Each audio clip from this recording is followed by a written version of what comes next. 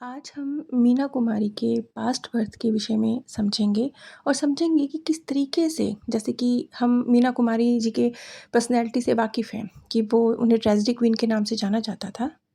और उनकी जो पूरा जीवन रहा है, उनका अगर आप जीवन देखेंगे तो आप देखेंगे कि उन्होंने वो पूरा जीवन इस्तेमाल की गई हैं। अपनी कला के ज़रिए, धन अर्जन के ज़रिए या आप कह लीजिए उनकी भावनाओं को मैनिपुलेट किया गया। एक तरह से हमेशा उन्हें यूज़ ही किया गया। एक अच्छी नेक इंसान होते हुए भी वो जिसे कह सकते हैं उन्होंने धन भी अर्जन किया, नाम भी अर्जित किया, वो खूबसूरत व्यक्तित्व भी थी, वो एक अच्छी राइटर भी थी, उन्होंने कई गज़लें और शेरो व शायरी भी लिखी, कहानियाँ भी लिखी, यानी उनमें हुनर था, कला का हुनर उनमें था। सिर्फ़ हुनर नहीं था, जैसे कि मैंने कई बार कहा है कि बहुत सारी चीज़ें आप अपने पास्ट बर्थ से लेके आते हैं, इस बर्थ में भी लेके आते हैं, लेकिन कितने पर काम करते हैं। रिज़ल्ट तो तब निकलेगा ना जब आप पहचान गए अपने हुनर को और अब आपने काम किया। अगर आप अपने हुनर को पहचान भी गए लेकिन आपने उसको आगे बढ़ाने के लिए काम नहीं करा, फिर कोई फ़ायदा नहीं, फिर कुछ नहीं मिलने वाला। लेकिन मीना कुमारी जी ने किया। उन्होंने अपने हुनर को ना सिर्फ़ पहचाना बल्कि आगे भी बढ़ाया। अदाकारी कह लीजिए, उनका जो शेरो शायरी जो उन्होंने लिखी कह लीजिए, काम भी किया। तो कुल मिला के वो एक खूबसूरत और इंटेलिजेंट लेडी, लेकिन सेम टाइम उनकी पर्सनैलिटी कैसी थी? आसानी से मैनिपुलेट की जा सकने वाली, यूज़ की जा सकने वाली, जिसकी भावनाओं के साथ खेला जा सकता है, इस तरह का एक व्यक्तित्व। इसे आप एक दोहरी पर्सनैलिटी कह सकते हैं, लेकिन यहाँ पर एक चीज़ बहुत ख़ास निकल के आई जो मैं आप सभी के साथ शेयर करना चाहूँगी। बहुत अलग है ये चीज़, समझेंगे तो थोड़ी-सी डीप है। जैसे कि उन्हें अच्छा भी लगा। ये कुछ ऐसा है जैसे कोई सामने वाला है, आपको गाली दे रहा है, आपको थप्पड़ मार रहा है, लेकिन आप उसे प्रेम का नाम देके स्वीकार कर रहे हो। कुछ इस तरह का व्यक्तित्व। आप इस हद तक भावनात्मक रूप से कमज़ोर हैं कि सामने वाला अगर आपकी डिसरिस्पेक्ट कर रहा है, आपको थप्पड़ मार रहा है, आपको गाली दे रहा है, आपका यूज़ कर रहा है, आपको मैनिपुलेट कर रहा है, सब कुछ आपको समझ में आ रहा है, फिर भी आप होने दे रहे हैं। आप क्यों होने दे रहे हैं? क्यों? क्योंकि आपको अपनी वर्थ ही नहीं पता, आपको अपनी वैल्यू ही नहीं पता, आप अपने गुणों से नावाकिफ़ हैं।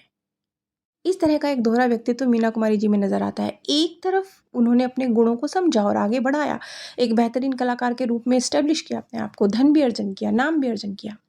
सेम टाइम उनकी भावनाओं के साथ खिलवाड़ किया जाना, उन्हें मैनिपुलेट किया जाना, उन्हें दोयम दर्जे का एहसास कराना, ये सब भी उनकी लाइफ में चला।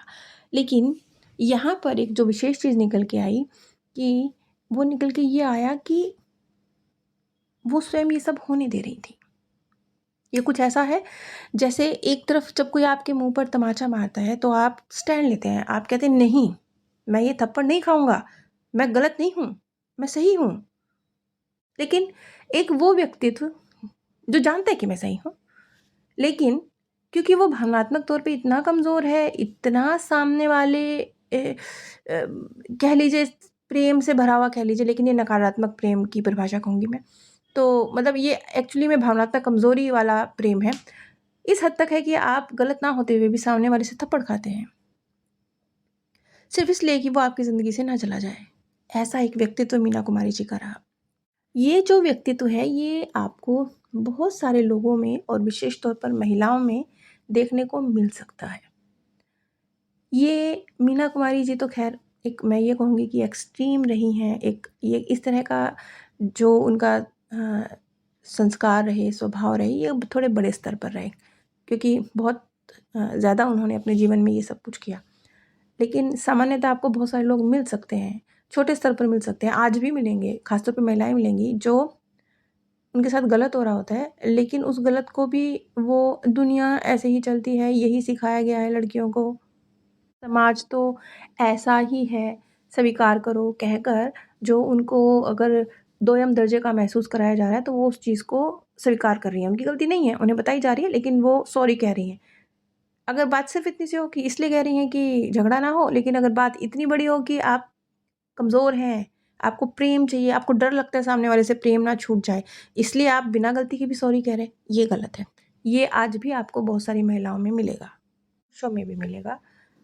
सामने वाले को आनंदित करना, खुश करना ताकि वो हमें एप्रिशिएट करता रहे, ये हमारी ज़िम्मेवारी है। कुछ इस तरह की जो फीलिंग्स होती हैं, ये अंदर से जब किसी व्यक्ति के अंदर बहुत गहराई से होती हैं, तब वो सामने वाले को बहुत अधिक अ, अननेसेसरी तवज्जो देता है, जैसा कि मीना कुमारी जी के मामले में रहा।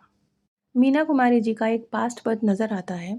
इनका पास्ट बर्थ भी जो इस समय पाकिस्तान के नाम से जाना जाता है, उस स्थान का नज़र आता है। उस समय पर ये हिंदुस्तान ही रहा होगा, लेकिन आज इसे पाकिस्तान के नाम से जाना जाता है। उस स्थान पर मीना कुमारी जी का एक बर्थ नज़र आता है, जिसमें वो एक मुस्लिम परिवार की ही सदस्य हैं। इस बर्थ में भी वो एक मुस्लिम परिवार की सदस्य हैं रही, और पास्ट बर्थ में भी उन्होंने उसी धर्म में जन्म लिया। वो एक बहुत बड़े परिवार की छोटी बच्ची के रूप में नज़र आती हैं, सबसे छोटे सदस्य के रूप में नज़र आती हैं, जो जैसे अच्छे बच्चे की परिभाषा में जिसे ढाला जाता है ना कि अच्छा बच्चा कौन, जो सबकी बात सुनता है, बड़ों की बात सुनता है, बड़े भाई बहनों की बात सुनता है, चाहे बड़े भाई बहन खुद ही नालायक हों लेकिन उनकी बात मानता है। कुछ इस तरह के परिवार और बैकग्राउंड के अंदर उनका एक बर्थ रहा है, जहाँ पर उन्होंने एक संस्कार को अपने अंदर समाया, एक जो उनका कह लीजिए कि उनकी जड़ों में अंदर तक ये चीज़ समाई कि सामने वाले को खुश करना, सामने वाले की बात सुनना, ये मेरे अच्छे होने का सबूत है और वो मुझे करना है, इवन चाहे मुझे पता भी हो कि सामने वाला गलत है। और उस बर्थ में उन्होंने बहुत सारा फिज़िकल टॉर्चर भी सहा है, सिर्फ भावनात्मक नहीं, जिसे हम मारपीट कह सकते हैं। जैसे एक पंचिंग बैग होता है ना, सारा गुस्सा आते हैं और आप अपना पंचिंग बैग पे निकाल देते हैं। बाहर से जो भी आपके बॉस ने तंग किया, आपकी वाइफ़ ने कुछ कहा, कुछ नुकसान हो गया, सब चीज़ों को आप वहाँ बस अपना गुस्सा शांत करते हैं। तो इस तरीके के पंचिंग बैग की तरह मीना कुमारी जी का एक पास्ट बर्थ रहा है, जहाँ सब ने उनका अपना गुस्सा उड़ेलने के लिए एक सॉफ्ट टारगेट समझकर इस्तेमाल किया। उस बर्थ में वो बेहद एक टैलेंटेड लेडी रही हैं, टैलेंटेड लड़की रही हैं, जिसके अंदर गुणों की भरमार है। लेकिन हमेशा वो गुण उसके बंद कमरे तक रहे। कभी भी उन गुणों को ज़ीरो स्थान मिला समाज में, एकदम शून्य, और वो शून्य स्थान मिलना स्वाभाविक था, क्योंकि उसने खुद अपने गुणों को सरेंडर कर दिया। क्योंकि जो बताया जा रहा है बड़ों की तरफ से कि यही अच्छे घरों की लड़कियाँ ऐसे नहीं होती, ऐसे होना चाहिए, वो उस चीज़ को स्वीकार कर रही हैं। यानी कि समाज के द्वारा जो चीज़ उनको पहुँचाई जा रही है, माता-पिता या भाई-बहनों के द्वारा, समाज के द्वारा, वो जानते हुए भी कि गलत है, जानते हुए भी कि उनका दम घुट रहा है, समझते हुए भी कि वो सही हैं, वो सरेंडर कर रही हैं। ये जो एक व्यक्तित्व है, इस तरह का व्यक्तित्व, ये व्यक्तित्व नज़र आता है मीना कुमारी जी का। और उस पूरे बर्थ में उन्होंने कभी इसके खिलाफ कोई आवाज़ भी नहीं उठाई, कभी ये भी नहीं सोचा कि शायद मेरे साथ कुछ गलत हो रहा है। क्यों? क्योंकि सामने वाले से स्वीकार्यता चाहिए ना, कुछ नहीं बोली, कभी कुछ नहीं। पूरा जीवन हाँ, ऐसे ही तो होता है, ठीक है, समाज में ऐसे ही होता है करके पूरा जीवन उन्होंने जिया।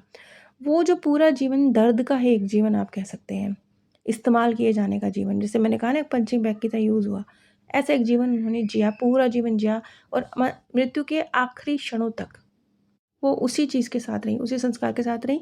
उसको बदलने की भी इच्छा नहीं थी, क्योंकि उन्हें एहसास ही नहीं था। किसी चीज़ को बदलने की इच्छा तो तब होती है ना जब आपको पता होता है कि कुछ तो गलत है। जब आपको पता ही नहीं है कि वो गलत है तो आप उसे स्वीकार करते हैं। एक मोटा इंसान हो, उसे पता ही नहीं कि चीनी खाने से नुकसान होता है तो वो खाता रहता है। इस तरीके से ऐसा एक जीवन जिया मीना कुमारी जी ने, जहाँ उन्होंने बहुत सारी वो यूज़ हुई, लेकिन उन्होंने इस चीज़ को कभी समझा ही नहीं। भावनात्मक कमज़ोरी, सामने वाले से अथाह प्रेम कह लीजिए, ये नेगेटिव स्तर का प्रेम मैं बोलूँगी, क्योंकि जहाँ पर आपके साथ बहुत गलत हो रहा है या आप किसी के साथ बहुत गलत कर रहे हैं, उसको प्रेम का नाम दे रहे हैं, तो वो नेगेटिव प्रेम की श्रेणी में आता है। तो उस तरह का एक जीवन मीना कुमारी जी ने जिया है, और अपने आखिरी क्षणों तक भी उनको इस चीज़ का एहसास नहीं रहा कि कुछ गलत है। अब यही जो संस्कार है मीना कुमारी जी इस बर्थ में लेके आईं, और सेम पैटर्न उन्होंने रिपीट किया, लेकिन इस बर्थ में एक चीज़ बहुत बेहतरीन रही, अपने गुणों को, अपनी क्वालिटीज़ को बचपन से ही समझकर उन्हीं परिस्थितियों में वो रहीं, उनके लिए आसान भी रहा। उन्होंने अपने गुणों को आगे बढ़ाया। जैसा मैंने कई बार कहा है कि गुण होने से कुछ नहीं होता, उन पे काम करने से होता है। हम सभी इस दुनिया में जितने भी लोग हैं निर्गुण कोई नहीं है। सबको भगवान ने कोई ना कोई गुण तो देकर भेजा ही है। आप काम कितने पर करते हैं, कितना प्रतिशत करते हैं, रिजल्ट तो उसका मिलता है ना।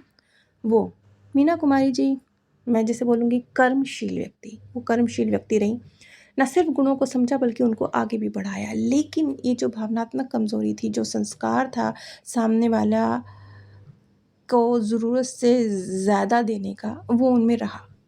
गलती ना होते हुए भी अपने आप को गलत स्वीकार कर लेने का, नेगेटिव प्रेम की श्रेणी जिसे मैं कहती हूँ उसमें डाला जा सकता है। वो प्रेम उनके अंदर कूट कूट कर था, अथाह था, बेहिसाब था। यही रीज़न रहा कि इस बर्थ में वो आसानी से यूज़ हुई, बहुत आसानी से।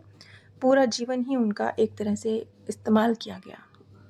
यही रीज़न रहा कि जैसे कहते हैं कि नरगिस दत्त जी जब उनके अंतिम संस्कार के समय पर आई तो उन्होंने एक लफ्ज़ कहे थे। उन्होंने कहा था, मीना तुम्हें मृत्यु मुबारक हो। अब आप इससे समझ सकते हैं कि उनका जीवन किस तरह का रहा होगा कि मृत्यु मुबारक हो शब्द का इस्तेमाल किया गया। वो बेहद बेहद बेहद कोमल हृदय की महिला रहीं।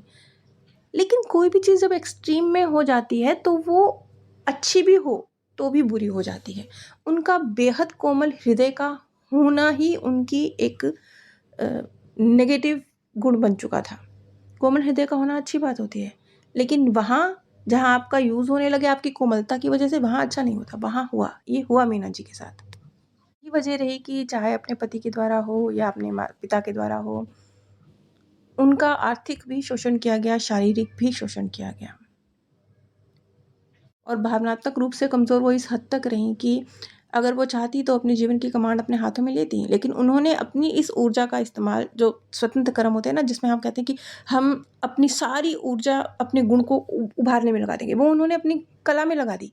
लेकिन अपनी भावनाओं को, अपनी मनोस्थिति को, अपनी जो गलत संस्कार है उनको ठीक करने में नहीं लगाई। यही रीज़न था कि वो पूरा जीवन यूज़ हुई और अंतिम समय पर भी उनको जो प्यार, सत्कार एक मिलना चाहिए था, वो सब नहीं मिला। उन्होंने अट्रैक्ट ही ऐसे लोगों को किया जो उनका यूज़ करते थे। क्यों? जैसे बचपन से ही उन्होंने इस तरह के लोगों को अपने जीवन में स्थान दिया, जो ईज़िली उनका इस्तेमाल करते थे। शायद ये भी एक जैसे अपने आप को शोषित मान लेना, कुछ लोग होते हैं ना बहुत बेचारगी और शोषित होने को भी एक अपना ना ताकत समझ लेते हैं। जैसे ताकत नहीं समझ लेते, यहाँ पे शायद मैं सही लफ्ज़ नहीं इस्तेमाल कर पा रही। वो मैं शोषित हूँ, मैं बेचारा हूँ, इस बात का भी आनंद लेते हैं। बस कुछ-कुछ ऐसा समझ लीजिए। जैसे कुछ लोग होते हैं ना, खुद ही अपने आप को दर्द देते हैं, अपने आप को खुद ही सिगरेट से जलाते हैं और अच्छा लगता है बस उन्हें। सेल्फ हार्म कर रहे हैं, अच्छा लग रहा है। ये भावनात्मक सेल्फ हार्म था जो मीना जी के द्वारा खुद के साथ किया जा रहा था। लेकिन इसमें मज़ा आ रहा है। जैसे जो लोग अपने आप को भावनात्मक पीड़ाओं से गुज़र रहे हों, वो कई बार अपने आप को चाकू से काट लेना, सिगरेट से जला लेना, ये सब करते हैं। क्यों? क्योंकि वो अपनी भावनात्मक पीड़ाओं से बाहर निकलने का रास्ता नहीं ढूँढ पा रहे। तो वो जब दर्द बहुत बढ़ जाएगा ना, हाथ का दर्द बहुत बढ़ जाएगा, आपने सिगरेट से अपने आप को जला लिया, वो दर्द बहुत बढ़ जाएगा, थोड़ी देर के लिए आपका ध्यान उस दर्द से हट जाएगा। ये कुछ-कुछ ऐसा ही हम भावनात्मक पीड़ा में भी करते हैं, ये मीना कुमारी जी ने कर दिया। वो आसानी से शोषित होती रहीं। यहाँ मैं एक बात कहना चाहूँगी कि ये एक ऐसी व्यक्ति, हम मीना कुमारी जी से बहुत कुछ सीख सकते हैं।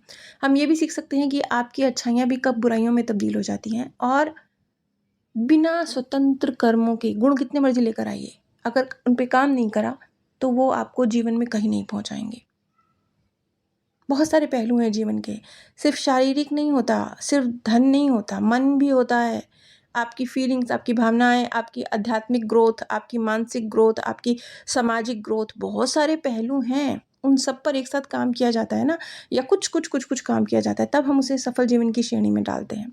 यहाँ पर मीना कुमारी जी के उदाहरण से समझ लीजिए कि एक नाम भी, पैसा भी, कला भी, खूबसूरती भी, सब कुछ, लेकिन भावनाओं को पर काम बिल्कुल नहीं किया। अपने आप को शोषित बनाकर अच्छा लगा, अपना शोषण खुद अपने हाथों से होने दिया।